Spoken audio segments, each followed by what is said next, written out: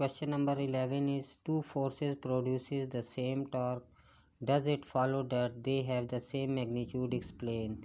Describe the path of the brake after suddenly you let go of the rope. के two forces same torque produce कर रही हैं, same turning effect produce कर रही हैं, magnitude उनका सेम है, तो क्या ये पॉसिबल है कि उन फोर्सेस का मैग्नीट्यूड सेम है? और इसी का पार्ट बी है, एक ही क्वेश्चन में दो क्वेश्चंस पूछे गए हैं। सेकंड ये है कि ब्रिक, यहाँ पे ब्रिक का लफ्ज़ यूज़ हुआ है, लेकिन बेहतर ये है कि हम इस जगह को कंसिडर करें स्टोन। तो क्या जब कोई बच्चा या कोई बंदा एक स्टोन को एक रोप के साथ बांध के घुमा रहा है, तो जैसे ही वो रस्सी को छोड़ेगा तो what it happens to that stone या what it happens to motion of that stone. तो पहले आते हैं फर्स्ट केस की तरफ। Two forces produces the same torque. तो एज इन द फिगर,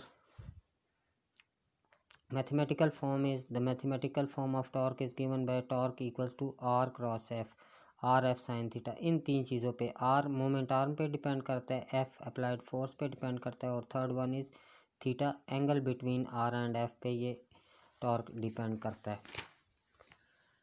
तो अगर तो फोर्सेस सेम हों तो इट मीन्स के फिर उनका मोमेंट आर्म भी सेम होना चाहिए, क्योंकि टॉर्क हमारे पास इक्वल आ रहा है, और उनका एंगल भी सेम होना चाहिए। सेकंड केस के अगर टॉर्क इक्वल है लेकिन फोर्सेस सेम नहीं है, तो फिर इट मीन्स के अगर one force smaller in magnitude तो फिर उसका moment arm greater in magnitude होगा। For example I have considered, एक फोर्स है, फर्स्ट फोर्स है 50 न्यूटन की, लेकिन उसका मोमेंट आर्म है 2 मीटर, तो 52 ज़र 100 न्यूटन मीटर वो टॉर्क प्रोड्यूस कर रहा है। एंड सेकंड फोर्स है 100 न्यूटन की और उसका मोमेंट आर्म है 1 मीटर, तो इस केस में उसका मोमेंट आर्म हाफ हो गया है, लेकिन फोर्स डबल हो गई है, तो produces the same amount of torque, वो same amount of torque produce करेगी।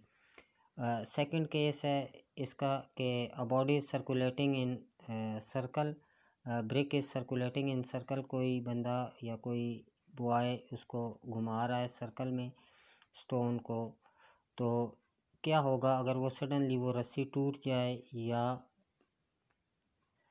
वो उसको छोड़ दे, उस रस्सी को, उस स्ट्रिंग को हाथ से छोड़ दे, तो जैसे ही वो छोड़ेगा तो वो किसी एक डायरेक्शन में वो स्टोन मूव कर जाएगा टेंजेंट टू द सर्कल, वो उस सर्कल से at the tangent that stone will move, path of the brick will be the tangent to the circle in which it is rotating.